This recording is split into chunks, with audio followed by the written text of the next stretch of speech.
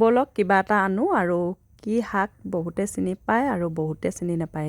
এইডালেই হৈছে পুৰৈ শাকৰ লতা, দেখিছেনে? ইমান ধুনীয়াকৈ মানে লতাডাল দীঘল হ'ল নহয়, খালি এজোপাই আছে কাৰণে বৰ এটা আগ বেছি নোলায় বাৰু, মাজে মাজে 3-4টা আগ ওলায়।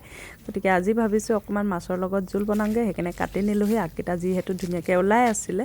আৰু এই লতাডালনো কেনেকৈ হ'ল মই নিজেই নাজানো, মানে তাতে পুলি এটা দেখিছোঁ। আচলতে তাত তিতা কেৰেলা গছ এজোপা আছিলে, তাতে মই কেঁচা গোবৰ দিছিলোঁ, সেই গোবৰৰ পৰাই ওলালে নেকি লতাডাল। আৰু আগতে আমাৰ মাৰ ঘৰত আছিলে পুৰৈ শাক, গতিকে মই চিনি পাওঁ আৰু সেইকাৰণে থৈ দিলোঁ। এতিয়া ধুনীয়াকৈ লতাডাল বগাই গ'ল, বগাই এতিয়া সেয়া 1 সাজি 2 সাজি খাব হৈছে আৰু 3-4টা আগ আনিলে আমাৰ মানুহ কম, গতিকে ধুনীয়াকৈ হৈ যায়। দেখিছেনে ইমান ধুনীয়াকৈ বগাইছে নহয় লতাডাল।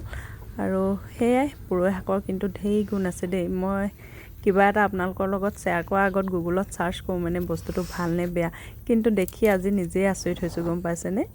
তেতিয়াহ'লে এইডাল বোলো অকণমান যত্ন ল'ব লাগিব। ইমানে মানে পুৰৈ শাকৰ গুণ আছে।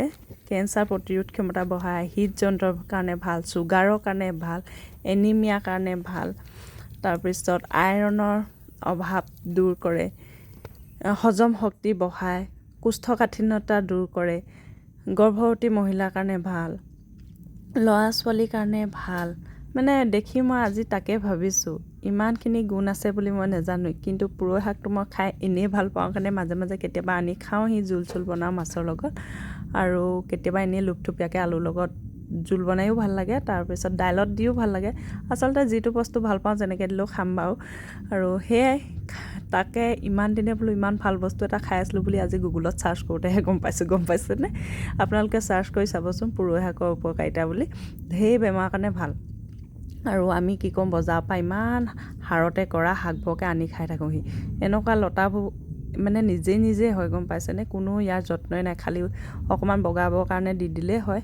গতিকে ইমান ভাল বস্তুবোৰ থাকোঁতে নাখাওঁ নহয় আমি।